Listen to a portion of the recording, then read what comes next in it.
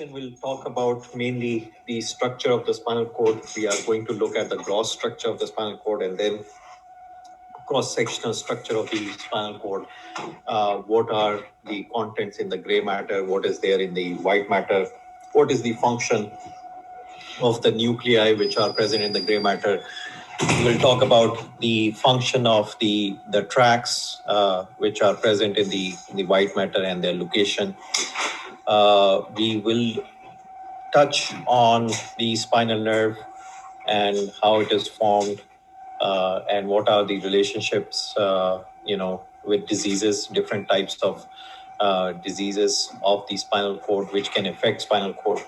So there would be some clinical correlation, but mainly this session is about the structure of the spinal cord and the spinal nerves. We know that the spinal cord starts around the foramen magnum, where the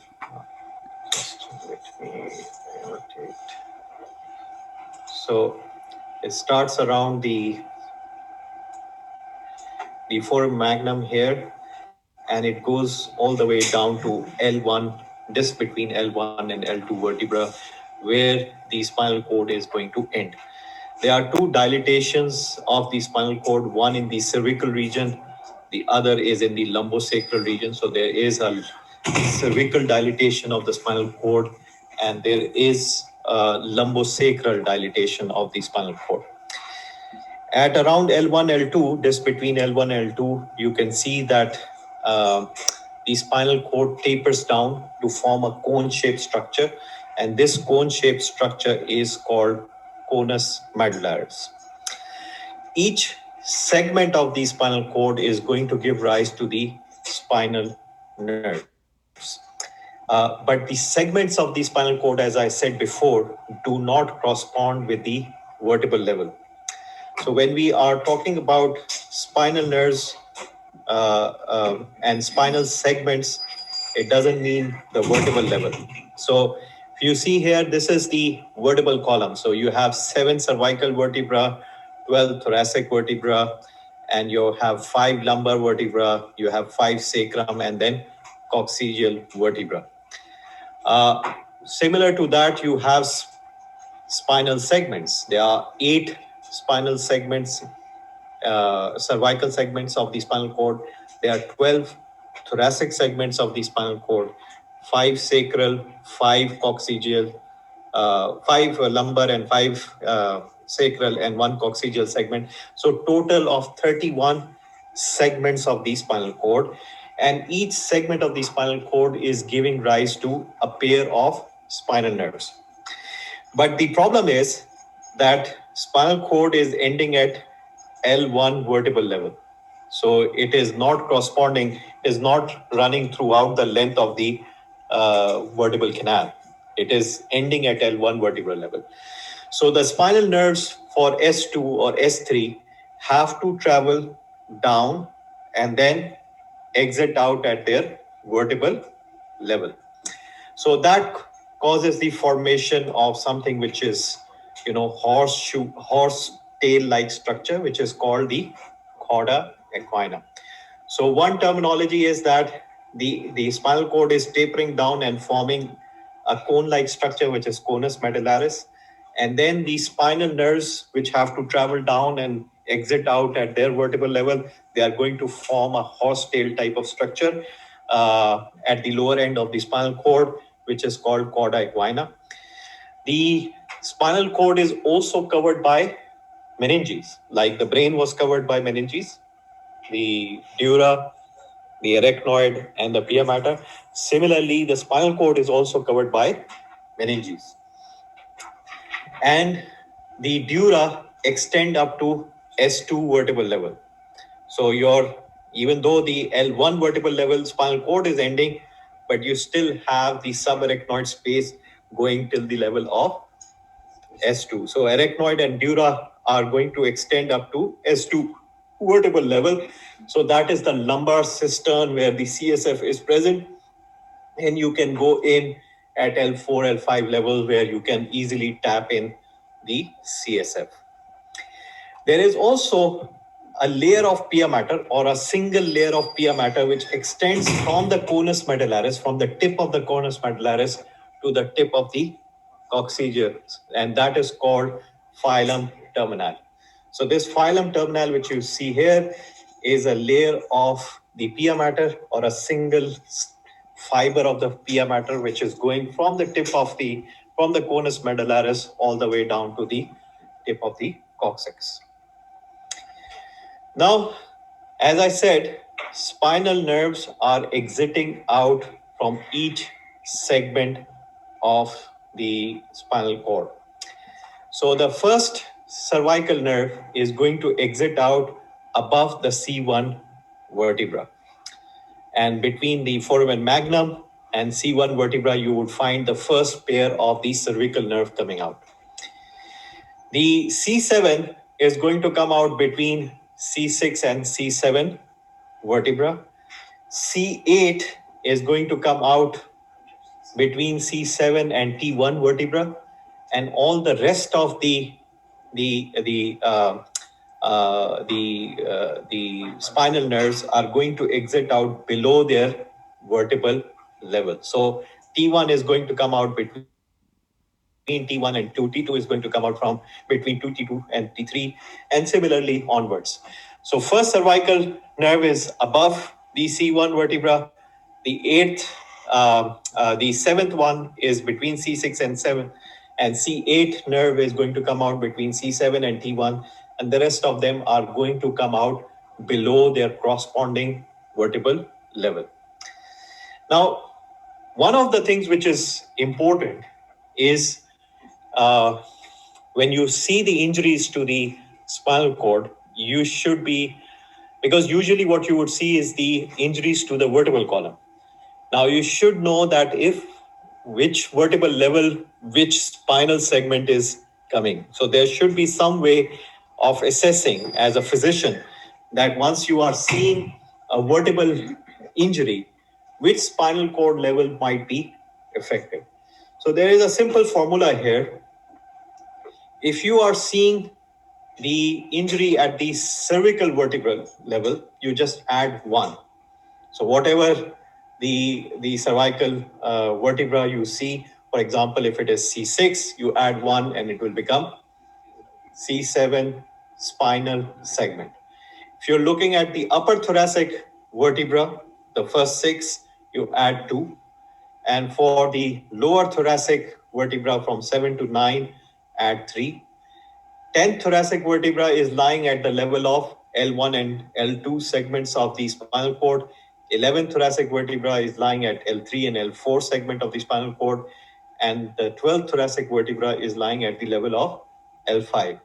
But the most important one is the first lumbar, because you can see all sacral segments and coccygeal segments are all accumulated at the L1 vertebral level. So if you have a vertebral injury at L1 vertebral level, all sacral segments would be affected. That means most of your pelvis and most of your lower limb is going to be affected, because all sacral and coccygeal segments are at the level of L1 vertebra. So anywhere between 11th thoracic vertebra to first vertebral level, if you have injuries, the pelvis and the lower limbs are going to be affected, because all segments are compressed together in that small space. You understand this concept? So you need to understand there's a difference between the vertebral level and there is a difference between the spinal segments. Doctor, yes. Give us an example for the upper thoracic vertebra. So upper thoracic vertebra are the first 6. So if you are, for example, looking at T5 vertebral level, this means T7 spinal segment. Okay. So, and for the lower thoracic, for example, from 7 to 9, you have to add 3. So if it is 9, it is T12. And then 10th thoracic is at L1, L2 segment, 11th is at L3, L4, 12th is at L5, and the first lumbar is containing all the sacral and coccygeal segments. Now you are seeing the gross picture of the spinal cord in this diagram, where you can see that what we have done is we have done the laminectomy. We have cut the laminas of the vertebra, and then we have exposed the spinal cord here. What you are seeing is the dura mater here. Can you make out this? This is the dura mater, and the spinal cord is within the arachnoid matter, and you can see the spinal nerves exiting out from each segment of the spinal cord. Below you can see the chorda equina. Can you make out this chorda equina here? And this one single strand which you are seeing of the pia mater is the phylum terminal.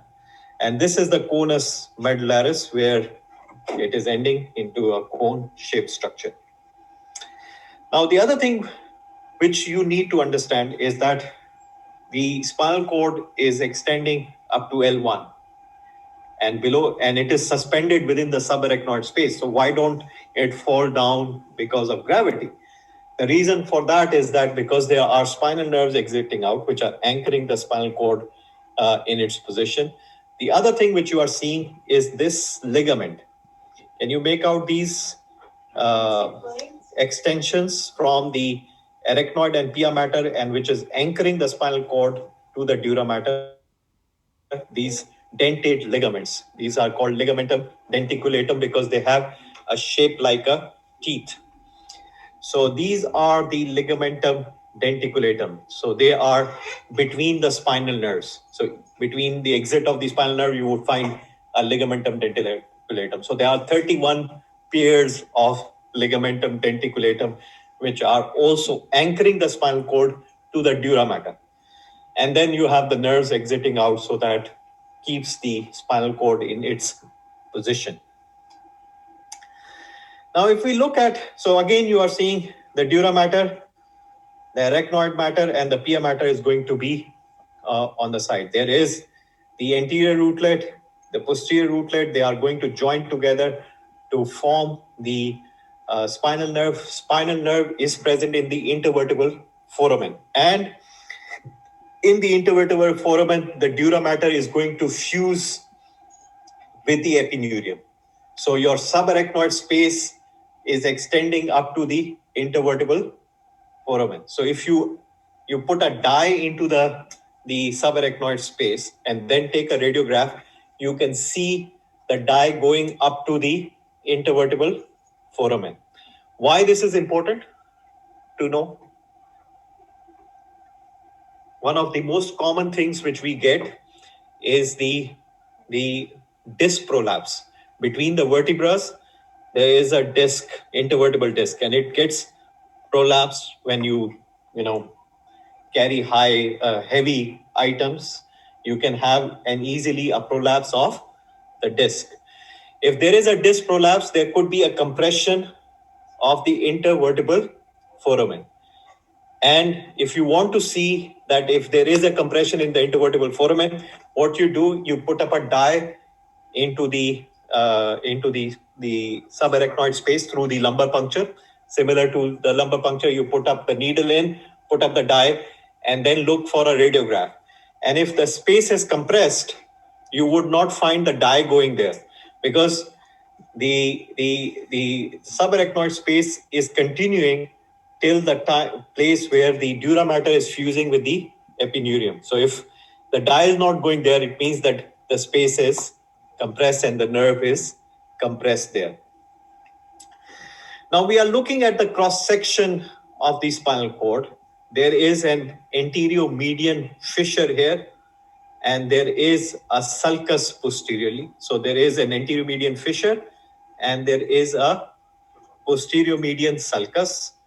You have the anterior gray horn cells, the posterior gray horn cells, and then you have the white matter, which is also divided into three columns. Anterior white column, which is between the anterior median fissure and the exit of the anterior rootlet.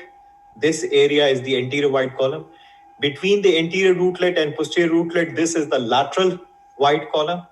And between the posterior rootlet and the posterior median sulcus is the posterior white column. Doctor? In the center, you can see the central canal, which will continue upwards towards the the medulla. It will become the fourth ventricle. So this is the central canal here in the center, and this is the gray commissure, or the area of the neurons in the commissure, which is around the central canal, the gray matter around the central canal.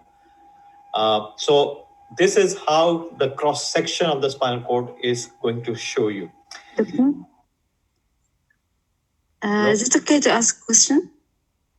You can ask questions if you have, but you can write it in the chat. That would be much more easier to answer at the end. Otherwise, people would get lost in it. Yes. So what you have is the anterior median fissure here, and you have the posterior median sulcus. This is the anterior rootlet, posterior rootlet. The white matter, which is between the anterior median fissure and the anterior rootlet, is the anterior white column. The white matter, which is lying between the anterior rootlet and the posterior rootlet, is the lateral white column. And the white matter, which is lying between the posterior rootlet and the posterior median sulcus, is the posterior white column. The central canal is where the CSF is present, and it is going and extending upwards with the fourth ventricle of the medulla and pons.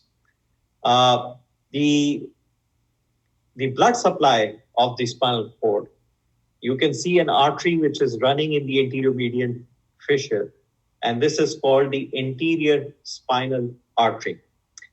So there is a vertebral artery which goes to the neck all the way to the medulla. It arises, the vertebral arteries are going to arise from the subclavian, and they are going to go all the way up through the cervical vertebra to the medulla. And once they reach there, they are going to send two branches, right and left vertebral artery, are going to join together to form an anterior spinal artery. And this anterior spinal artery is going to run down in the anterior median fissure. This supplies the anterior 2/3 of the spinal cord. So this much, the anterior white column, anterior gray horn cells, the lateral white column, the anterior 2/3 of the spinal cord is supplied by this artery, which is the anterior spinal artery, which is formed by the union of right and left vertebral arteries, and it runs down from the foramen magnum in the anterior median fissure of the spinal cord all the way down. Okay, just behind the posterior rootlet, you have on the both side two posterior spinal arteries also, which are also branches of the vertebral artery, and they would supply the posterior 1/3 of the spinal cord. So anterior 2/3 is supplied by anterior spinal, and posterior 1/3 is supplied by the posterior spinal arteries, which run just behind the posterior rootlet, and they are also the branches of the vertebral artery.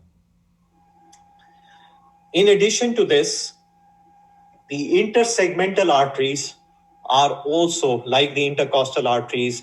There are the intersegmental arteries which are also supplying the spinal cord. And one of the major supply from the intersegmental artery is the T4 intersegmental artery, which is coming from the intercostal. And if that T4 intersegmental artery is somehow damaged, there would be ischemia to the spinal cord. So besides the anterior spinal and posterior spinal, one of the other important blood supply, especially at the T4 vertebral level, is the T4 intersegmental artery.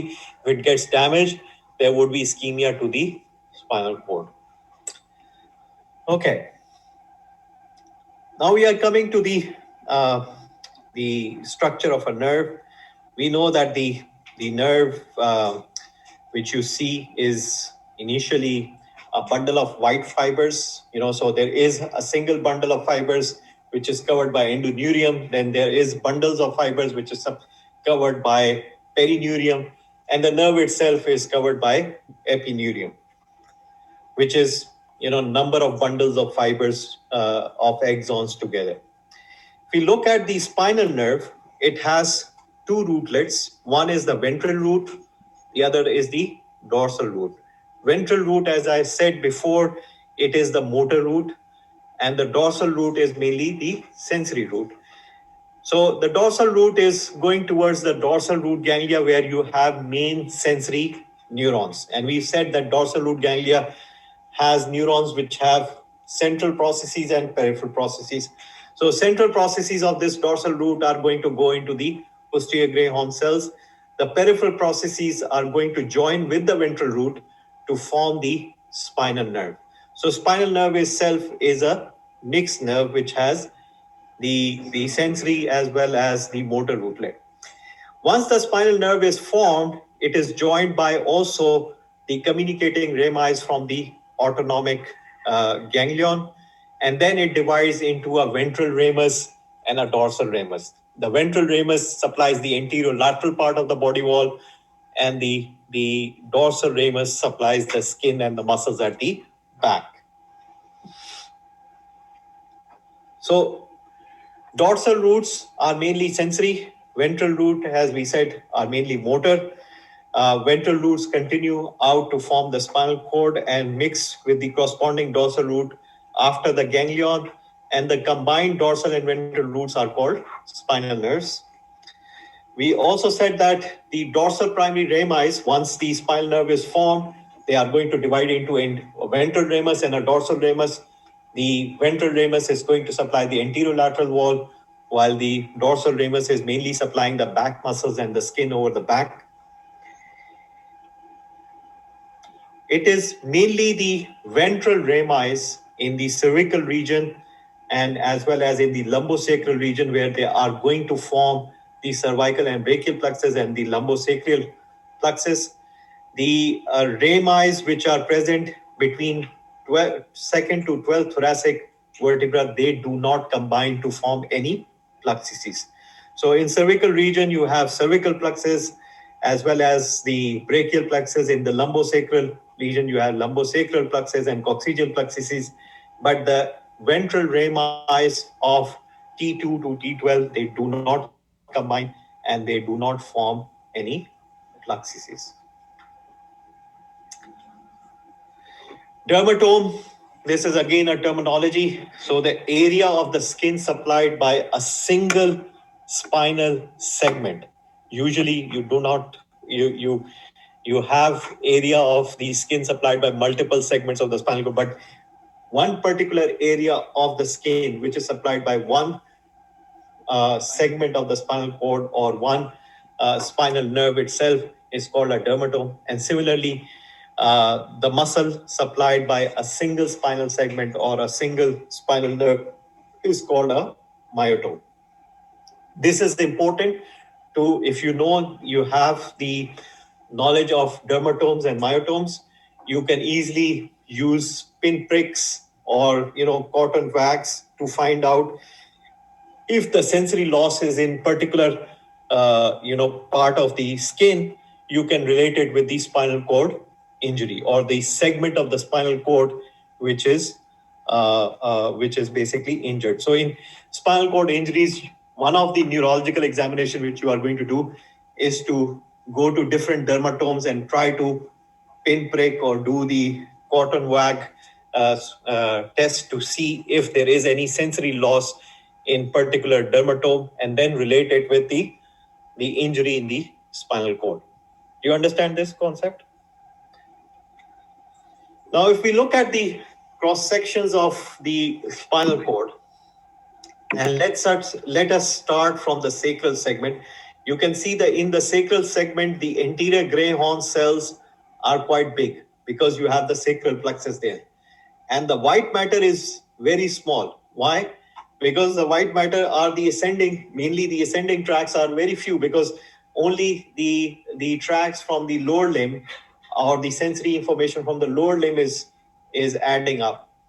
As you go into the lumbar area, again, you would see more white matter as compared to the sacral part of the cord. And also the anterior gray horn cells are big here. In the thoracic segment, there is no supply to the upper limb or the lower limb. So you see the anterior gray motor supply is very small, so there is the anterior gray horn cells are not there. There's a lot of white matter, but you can also see the lateral gray horn cells because the lateral gray horn cells are responsible for the sympathetic neurons. And in the thoracic segment of the spinal cord, you have the sympathetic, preganglionic sympathetic fibers, which are going to originate from the lateral gray horn cells of the spinal cord. If you go into the cervical segment, you have a lot of white matter because now all the nerve fibers which are going as ascending tracks are passing into the spinal cord. You also see anterior gray horn cells, large anterior gray horn cells, because they are going to supply the upper limb and also the neck muscles. So that's why you can see, a larger anterior gray horn cells here. So if you compare these cross section based on the looking at the cross section, you can make out which level of the spinal cord we are looking at. If we are going to give you a compared cross sections of the spinal cord, you should be able to identify. Thoracic, you can see a lateral horn and you would make out that this is thoracic because lateral gray horn cells are only present in the thoracic segments of the spinal cord. Okay. Now we are going to talk about the group of neurons which are present in the gray matter, and then we are going to talk about the white matter of the spinal cord. Now, anatomically, the gray matter was divided into 10 lamina based on shape of the cell bodies which are present in these in the gray matter of the spinal cord. It was divided into 10 laminae, but this has no functional importance. So what we are going to talk about is based on the functional importance of the nuclei which we will see in the gray matter. So in the posterior gray horn cells, we would find the first group of neurons which we would find is the substantia gelatinosa. And this substantia gelatinosa is present near the apex of the gray matter, and it is present throughout the length of the spinal cord. All segments, in sacral, coccygeal, lumbar, and also the cervical segments of the spinal cord. So substantia gelatinosa is present throughout the length of the spinal cord. The main function of substantia gelatinosa is pain and temperature. So sensory information related to pain and temperature are going to go to the substantia gelatinosa. It is going to continue in the medulla with the spinal trigeminal nucleus. So spinal trigeminal nucleus in the medulla, continue down in the spinal cord. It is called the substantia gelatinosa. Major function of this nucleus is pain and temperature. Then we come to the next nucleus, which is also present throughout the length of the spinal cord, and it is called nucleus proprius. And this is the nucleus which is responsible for proprioception, but this is conscious proprioception. There are two types of sensation. One is exterioception, like pain and temperature are coming from the environment, so it's an exterior, sensation.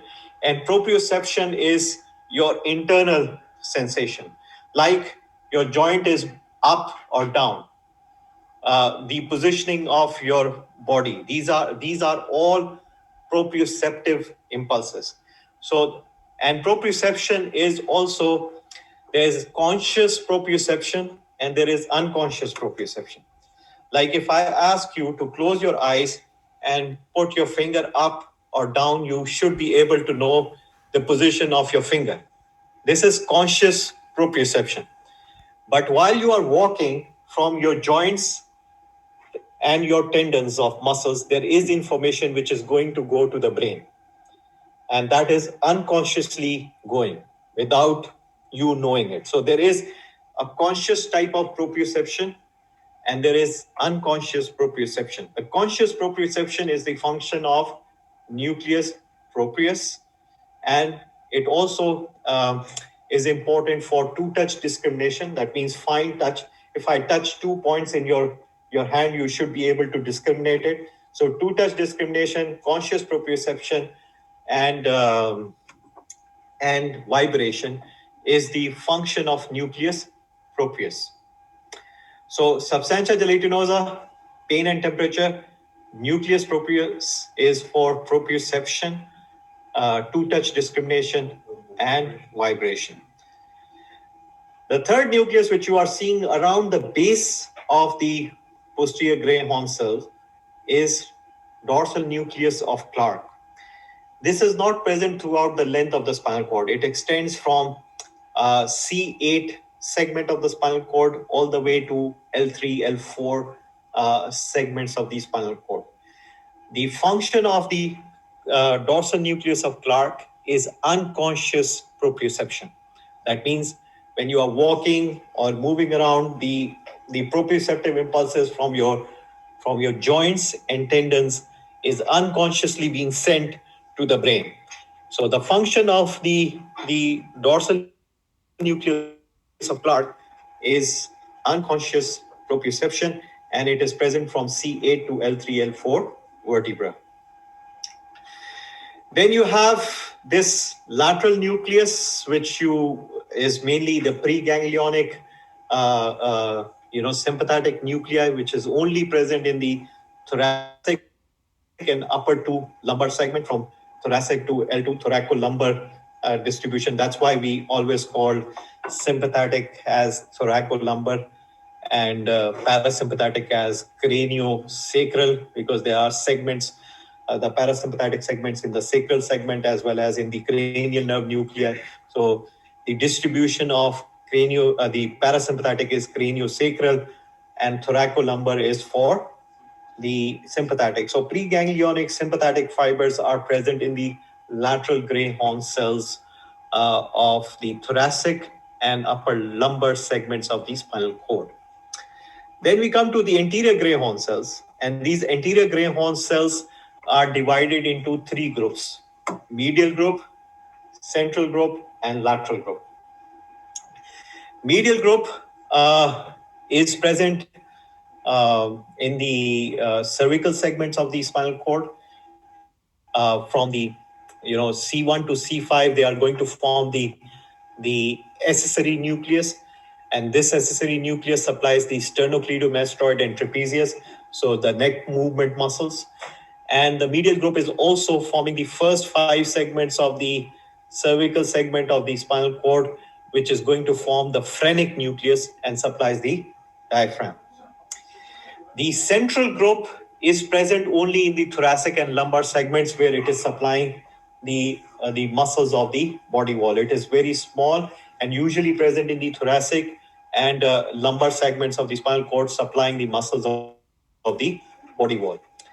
The lateral group is very large in the cervical segment, and it is also very large in the lumbosacral segment. And this lateral group in the anterior gray horn cells is going to supply the upper limb in the cervical segment of the spinal cord, and in the lumbosacral segment, it is going to supply the lower limb. That's why you have large lateral group in the anterior gray horn cells in cervical segment and the lumbosacral segments of the spinal cord. Now we are coming towards the tracks. And if you look at the tracks, first we are going to talk about the sensory tracks, and then we are going to talk about the motor tracks. So sensory tracks are ascending tracks, and motor tracks are descending tracks. The 3 major groups which you should know about the ascending tracks are the dorsal column tracks or the posterior column tracks. They are also called medial lemniscal pathway. They are present just behind the dorsal root, and in between the dorsal root and the posterior median sulcus. So these 2 tracks, which are fasciculus gracilis and fasciculus cuneatus, they are together called dorsal column tracks, or they are sometimes called as medial lemniscal pathway. They are responsible for two-touch discrimination, vibration. So these pathways are responsible, the dorsal column tracks are responsible for two-touch discrimination and vibration. That means fine touch and vibration goes to the dorsal column tracks. They are the ones which are responsible for it. In the lateral wide column, you would see this pathway, which is the lateral spinothalamic. So it is going from the spinal cord to the thalamus. This lateral spinothalamic pathway is responsible for pain and temperature. And anterior spinothalamic, which is present in the anterior wide column, is responsible for vibration and pressure. So the lateral spinothalamic, which is present in the lateral wide column, is responsible for pain and temperature. Anterior spinothalamic is responsible for pressure and vibration. The spinocerebellar pathways, which you see in the lateral wide column, there is anterior spinocerebellar and posterior spinocerebellar. They are going from the spinal cord to the cerebellum, and they are responsible for unconscious proprioception. Posterior column is responsible for the conscious proprioception, two-touch discrimination, and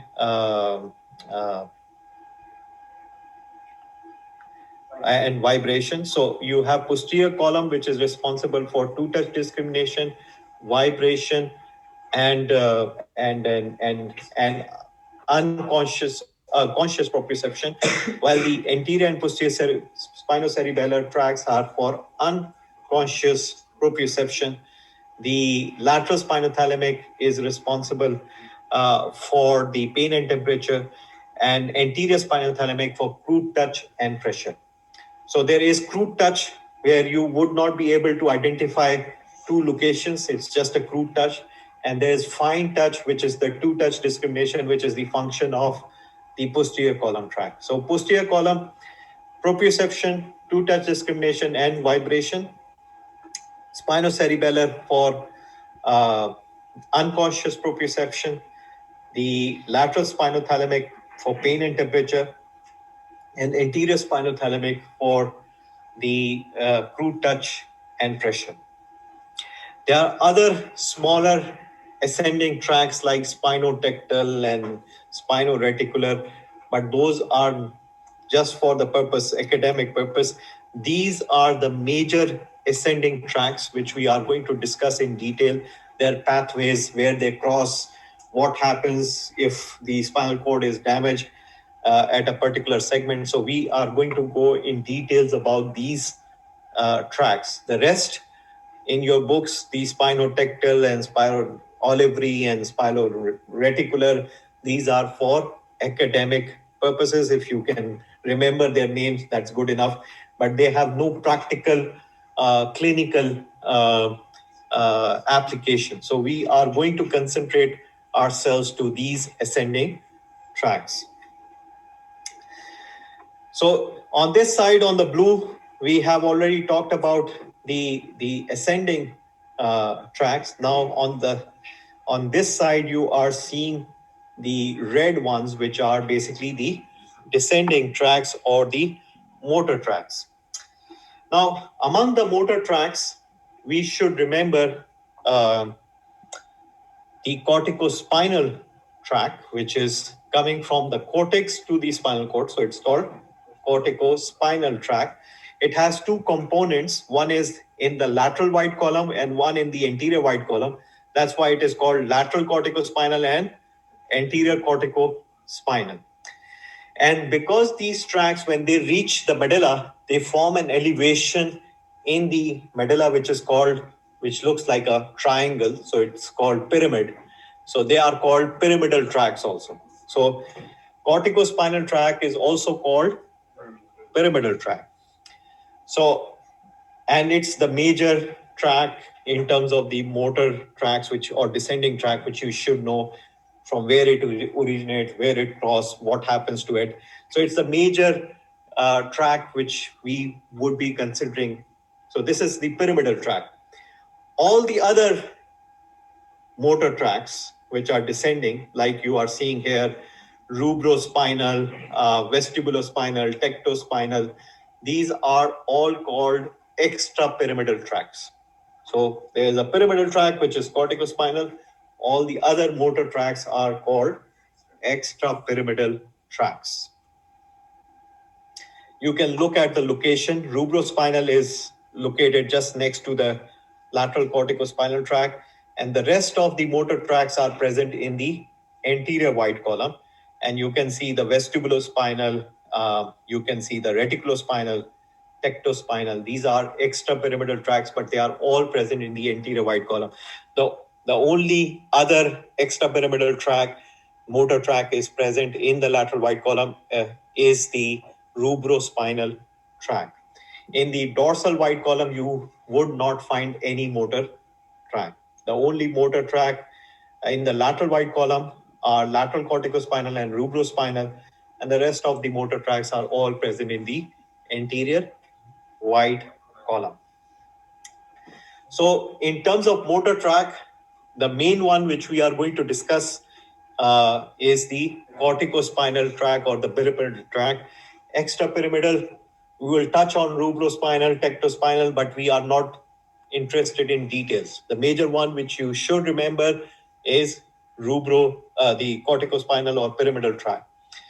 In terms of the sensory tract, the ones which you should remember are dorsal column, spinothalamic, both lateral and anterior, and the spinocerebellar tracts, anterior and posterior, which we are going to discuss.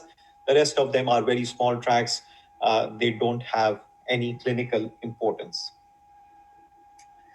Now, what we are showing here is the reflex arc. And you can see the reflex arc has an efferent loop, which is coming from the muscle spindles and passing into the dorsal gray column. And then through the interneuron, it is joining into the motor neuron, which is supplying the muscles. So any stretch to the muscle fiber will send sensory information to the dorsal gray column, and then from the dorsal gray horn cells, there are interneurons which will connect it to the anterior gray horn cells, which is going to supply the muscle, resulting in the contraction of the muscle. So this is the reflex arc, the monosynaptic reflex arc which you have. Now, you would find that the neurologist is also testing these reflexes, which are, bicep reflex is done here. You identify the tendon of bicep, you hit it with the hammer, and you see the contraction. Similarly, triceps, because they are representing different segments of the spinal cord. So you can see bicep reflex is representing C5, C6. The tricep reflex is representing C6, C7. Quadricep reflex or the knee jerk is representing L3, L4, and ankle reflex is basically representing S1, S2. So they are representing different segments of the spinal cord. Now, what is happening here is that there are two type of motor neurons. One is in the anterior gray horn cell, which is supplying the muscle, and it is influenced by the fibers which are coming from the cortex, the upper motor neuron. So if you have damage to the upper motor neuron, this reflex arc will, because this upper motor neuron has an effect on this lower motor neuron, which could be excitatory or inhibitory, but the overall influence of the upper motor neuron on the reflex arc is inhibitory.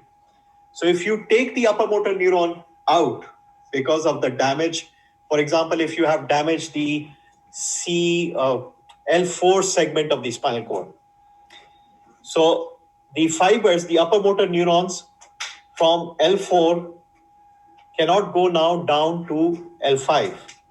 So at the L5 segment, you have an upper motor neuron type of lesion because you are now damaging the upper motor neuron, which is coming from the cortex. And because it has an inhibitory effect on the lower motor neuron, overall effect is inhibitory. If we take this inhibitory effect out, what would happen to the reflex arc? it will become excitatory. So when you do the knee jerk, it would become hyper exaggerated.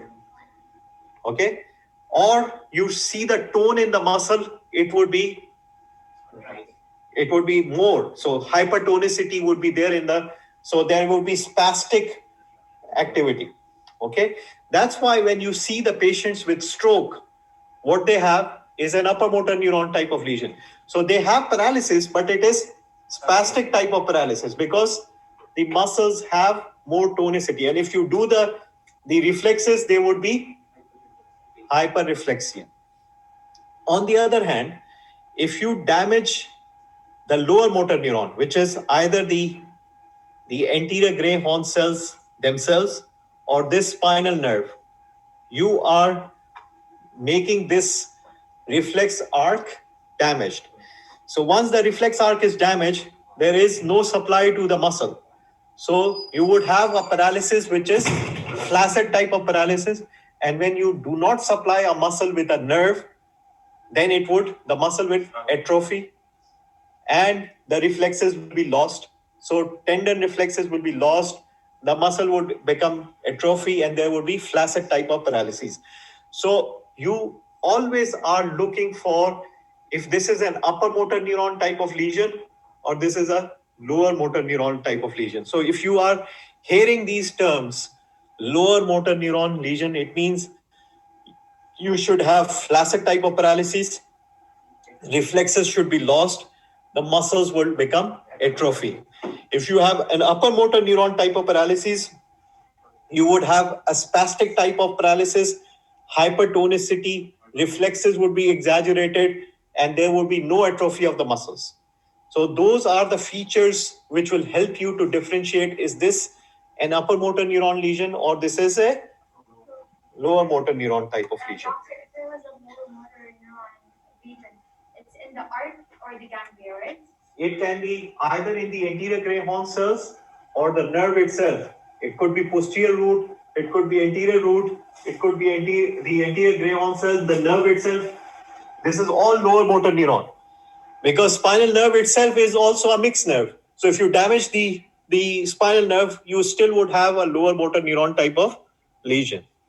If you affect the sensory arm, it still can have a lower motor neuron type of lesion because the reflex arc will not remain intact.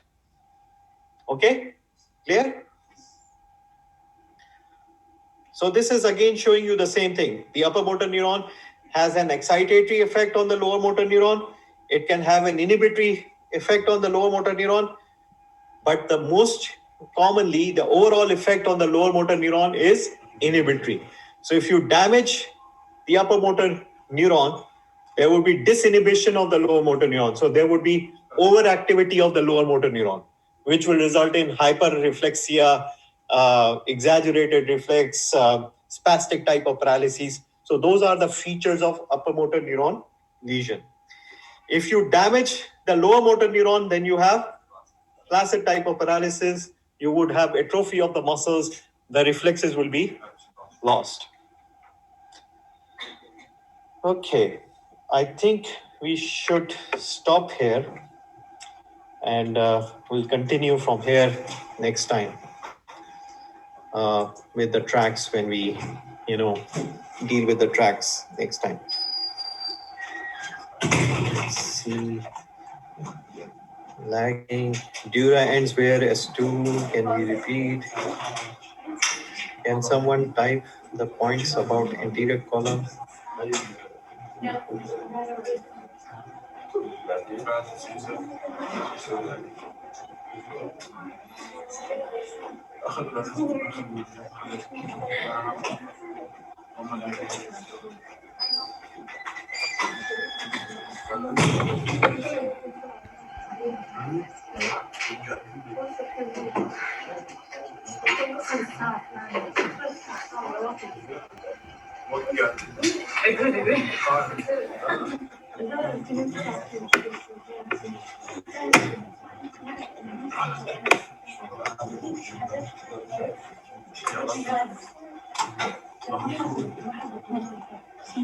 What's the difference between fish and Yeah, so fissure is deep, sulcus is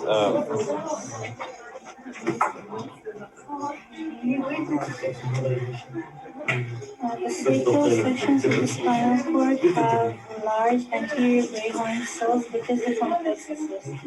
Why does that show within the spinal cord? Aren't the plexuses outside?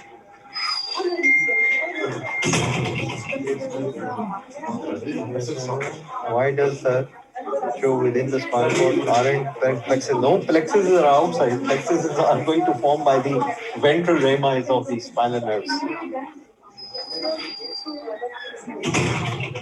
They would not be in the gray matter. Doctor? Yes.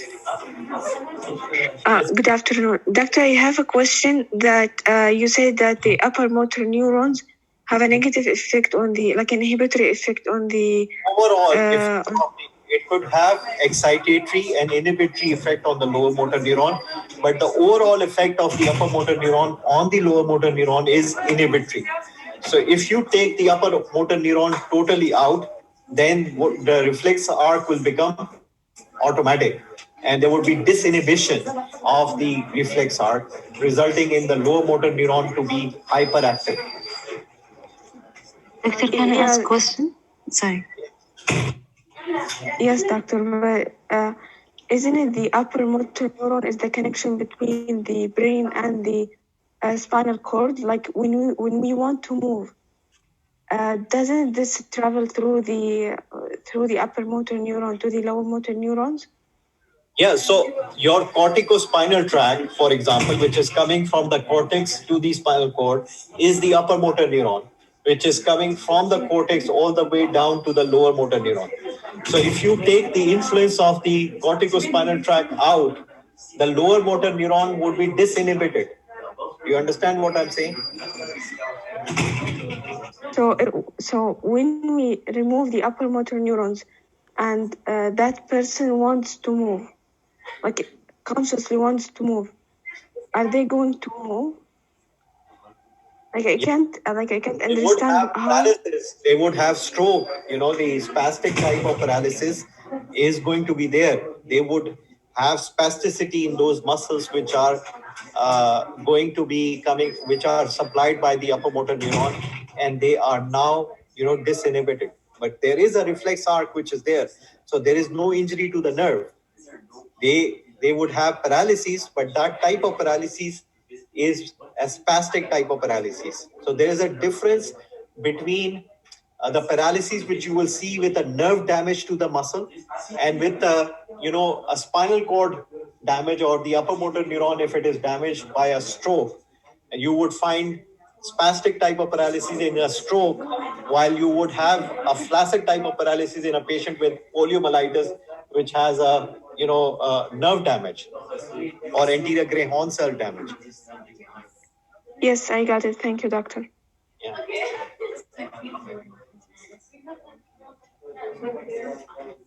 Why is upper motor neuron region associated with hyperactivity?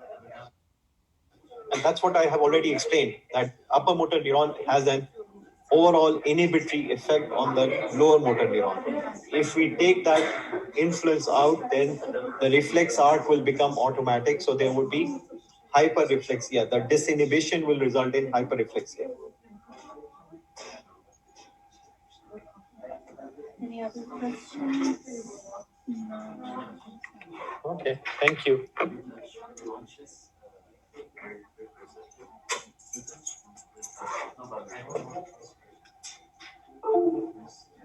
Doctor, one more.